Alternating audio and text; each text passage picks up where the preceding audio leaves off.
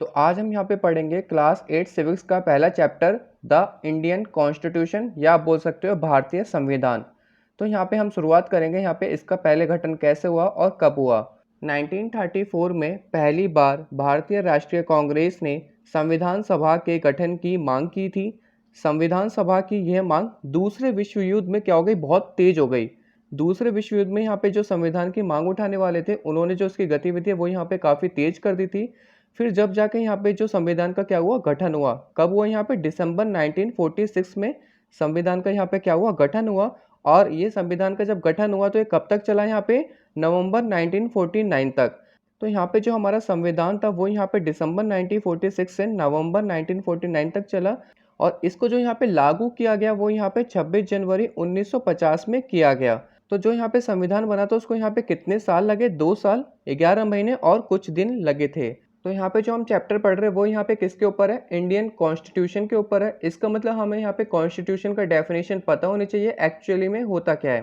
तो यहाँ पे आप कॉन्स्टिट्यूशन को कैसे डिफाइन कर सकते हैं, एक समाज जो नियमों का पालन करने के लिए प्रतिबद्ध हो और जो इसे अन्य समाजों से अलग करता हो। और जो यहाँ पे बड़े समाजों में होते हैं उसमें क्या होते हैं, जो अलग अलग समुदाय होते हैं वो यहाँ पे क्या होते हैं, एक साथ रहते हैं। वहाँ नियमों को आम सहमति के जरिए तय किया जाता है। और आधुनिक देशों में यह सहमति आमतौर पर क्या होती है, लिखित रूप में पाई जाती है। किस में पाई जाती है, यहाँ पे लिखित रूप में। और उन दस्तावेजों में ऐसे नियम लिखे होते हैं जिनको यहाँ पे क्या बोला जाता है, संविधान बोला जाता है या कहा जाता है। तो आप यहाँ पे इस तरीके से इसको डिफाइन कर सकते हैं। और इंग्लिश की डेफिनेशन आपको यहाँ पे स्क्रीन में पहले से ही दिख रही होगी। तो यहाँ पे किसी भी देश को संविधान की जरूरत क्यों पड़ती है, यहाँ पे हम क्या पढ़ेंगे, नीड ऑफ कॉन्स्टिट्यूशन के बारे में पढ़ेंगे।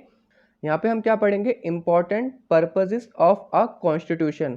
जो यहाँ पे क्या है, इसके मुख्य उद्देश्य हैं उनके बारे में हम पढ़ेंगे। तो पहला हमारा यहाँ पे मुख्य उद्देश्य क्या है, संविधान नियमों को एक ऐसे समूह होता है जिसको एक देश के सभी लोगों को मानना पड़ता है। इसके जरिए वे न केवल यह तय करते हैं कि सरकार किस तरह की होगी, बल्कि उन सारे आदर्शों पर भी एक आपसी समझौता या सहमति बनाते हैं जिससे कि वो यहाँ पे विकास कर सकें और जिनकी हमेशा पूरे देश में क्या हो, रक्षा की जानी चाहिए। तो संविधान का दूसरा मुख्य उद्देश्य होता है देश की राजनीतिक व्यवस्था को तय करना, चाहे वो लोकतांत्रिक शासन हो या चाहे वो यहाँ पे राज्य व्यवस्था हो। लोकतंत्र में हम अपने नेता को खुद चुनते हैं ताकि हमारी ओर से वे सत्ता का जिम्मेदारी के साथ इस्तेमाल कर सकें। फिर भी यहाँ पे क्या होती है, एक्सेप्शन आपको पता होगा, यहाँ पे कुछ संभावना ऐसी होती है। तो वहाँ पे जो नेता होता है, जो यहाँ पे हम सत्ताधारी बोलते हैं, वो यहाँ पे अपनी पावर का क्या कर सकते हैं, दुरुपयोग भी कर सकते हैं। इसलिए भी हमारे यहाँ पे संविधान काम करता है। तो यहाँ पे फंडामेंटल राइट्स के नियम उपयोग होते हैं कि वो अपने जो पावर का दुरुपयोग ना कर सकें। तो वो यहाँ पे अपनी पावर का दुरुपयोग कैसे कर सकता है, इसको हम यहाँ पे बुक में दिए हुए उदाहरण से समझ सकते हैं। तो यहाँ पे एक क्लास का मॉनिटर है और वहाँ पे टीचर क्लास से किसी काम से बाहर जाती है। तो होता क्या है, वो टीचर उसको बोलती है कि अगर क्लास पे कोई शोर शराबा करे तो आप क्या करोगे, उसका नाम बोर्ड पे लिखोगे या मुझे बताओगे। तो यहाँ पे होता क्या है, जिससे उसकी दुश्मनी होती है वो यहाँ पे क्या करता है, उस बच्चे का नाम ले लेता है। जब वहाँ पे टीचर वापस आती है और बोलती है कि ये काफ़ी शोर मचा रहा था, फिर टीचर उसको यहाँ पे क्या बोलती है, आपको यहाँ पे क्लास के बाद रुकना पड़ेगा, आपको यहाँ पे 100 बार लिखना पड़ेगा कि मैं मॉनिटर को परेशान नहीं करूँगी। तो इसका मतलब यहाँ पे जो मॉनिटर था, जो यहाँ पे एक तरह से बोल सकते सत्ताधारी था, उसने अपनी पावर का यहाँ पे क्या किया, दुरुपयोग किया। और इस पावर को कंट्रोल कौन करता है, इस पावर को कंट्रोल करते हैं हमारे फंडामेंटल राइट्स। जैसा कि हमने यहाँ पे दूसरे पॉइंट में पढ़ा कि हमारा यहाँ पे क्या होता है, लोकतांत्रिक शासन होता है और यहाँ पे राज्य शासन या राजतंत्र होता है। तो राजतंत्र की अगर मैं यहाँ पे बात करूँ तो हमने यहाँ पे नेपाल की हाल ही में घटना देखी थी। तो नेपाल में जो लोकतंत्र के लिए कई जन संघर्ष हो चुके थे, जिसकी वजह से यहाँ पे 1990 में हुए संघर्ष के बाद लोकतंत्र की स्थापना हुई। और ये लोकतांत्रिक व्यवस्था यहाँ पे क्या हुई, 2002 तक यानी 12 साल कायम रही। तो यहाँ पे क्या हुआ था, 1990 में हुए संघर्ष के बाद यहाँ पे लोकतंत्र की स्थापना हुई थी, जो कि यहाँ पे 2002 तक चली। कितने साल चली, टोटल 12 साल चली। तो जो यहाँ पे राजा ज्ञानेन्द्र था, उन्होंने यहाँ पे माओवादी संगठनों के यहाँ पे बढ़ते प्रभाव का बहाना बनाकर उन्होंने यहाँ पे क्या करी, सेना की मदद से सरकार के विभिन्न कामों को अपने कब्जे में लेना शुरू कर दिया। तो कुल मिला के यहाँ पे राजा ज्ञानेन्द्र बहुत चालू इंसान था। उसने यहाँ पे क्या कहा कि हमारे एरिया में माओवादी संगठनों का काफ़ी ज़्यादा प्रभाव है। उन्होंने यहाँ पे क्या करा, फिर सेना की मदद ली और सरकार के जो यहाँ पे काम थे उन पे कब्जा लेना शुरू कर दिया।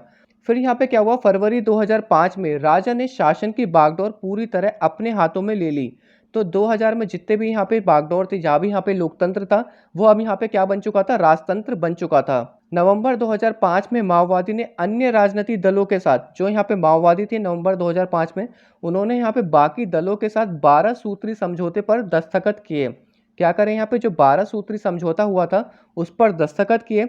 इस समझौते में आम लोगों को लोकतंत्र और अमन चैन बहाल होने की उम्मीद दिखाई दे रही थी। लोकतंत्र के लिए चल रहे यहाँ पे जन आंदोलन 2000 तक अपने शिखर पर पहुंच चुका था। मतलब इसकी यहाँ पे जो गति थी, यहाँ पे जो प्रभाव था, काफी बढ़ चुका था। और जैसे ही यहाँ पे राजा ने देखा कि उसके ऊपर यहाँ पे आंदोलनकारियों ने यहाँ पे काफी गतिविधि तेज कर दी, तो उन्होंने यहाँ पे छोटे मोटे क्या करे, रियायतों यहाँ पे देने लगा, और वहां के लोगों ने इसको यहाँ पे नामंजूर कर दिया, दखलंदाज कर दिया। आखिरकार यहाँ पे अप्रैल 2006 में राजा को यहाँ पे संसद को बहाल करके राजनीतिक दलों को सरकार बनाने का मौका देना पड़ा।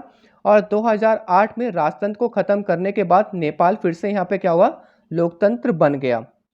तो इसलिए यहाँ पे लोकतंत्र की मांग भी काफी जरूरी होती है, क्योंकि यहाँ पे लोग अपने हिसाब से नेता चुन सकते हैं। तो यहाँ पे लोकतंत्र में संविधान का एक महत्वपूर्ण काम होता है कि कोई भी ताकतवर समूह किसी दूसरे या कम ताकतवर समूह के लोगों के खिलाफ अपनी ताकत का इस्तेमाल ना कर सके। तो इसके लिए भी हमारे यहाँ पे कॉन्स्टिट्यूशन में एक रूल बना रखा है। तो यहाँ पे होता क्या, जो मेजोरिटी पीपल होते हैं वो माइनॉरिटी पीपल को दबाने की कोशिश करते हैं, क्योंकि वो यहाँ पे क्या है, ज्यादा तादाद में है, मेजोरिटी में है। जैसे कि मैं आपको यहाँ पे बुक के उदाहरण से समझाता हूँ।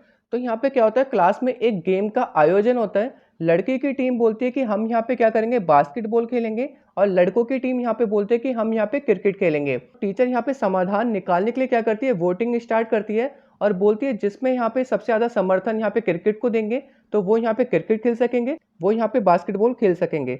तो यहाँ पे क्या होता है, लड़कियों की संख्या कम होती है और लड़कों की संख्या यहाँ पे ज्यादा होती है। मतलब जो यहाँ पे बॉयज है वो यहाँ पे मेजोरिटी में है, और जो यहाँ पे गर्ल्स है वो यहाँ पे क्या है, माइनॉरिटी में है। इसकी वजह से यहाँ पे जो बॉयज है वो यहाँ पे जीत जाते हैं, और ये हमेशा ऐसा होता रहता है। तो यहाँ पे क्या होता है, इसमें तो यहाँ पे भेदभाव हो गया। तो यहाँ पे भी कॉन्स्टिट्यूशन में रूल है कि यहाँ पे भेदभाव ना हो। तो इसलिए भी हमारा यहाँ पे क्या होता है, कॉन्स्टिट्यूशन जरूरी होता है कि जो यहाँ पे बहुसंख्यक लोग होते हैं वो यहाँ पे अल्पसंख्यक पे दबाव ना बना सकें। और संविधान यहाँ पे क्यों होना चाहिए, इसका यहाँ पे सबसे महत्वपूर्ण कारण क्या है कि हम अपने आप को बचा सकें। हम यहाँ पे अपने आप को कैसे बचा सकते हैं वो मैं आपको यहाँ पे समझाता हूँ। तो हम यहाँ पे इसको एग्जाम्पल के तौर पे समझेंगे। तो यहाँ पे अधिकांश लोग गंभीरता से यहाँ पे क्या करते हैं, महसूस करते हैं कि जो यहाँ पे राजनीति पार्टी अभी राजनीति कर रही है वो यहाँ पे काफी गंदी कर रही है और काफी खराब कर रही है। इससे बढ़िया तो यहाँ पे प्रेसिडेंट रूल लग जाए, यहाँ पे आर्मी आ जाए, वो हमारे लिए यहाँ पे क्या होगा, सही होगा।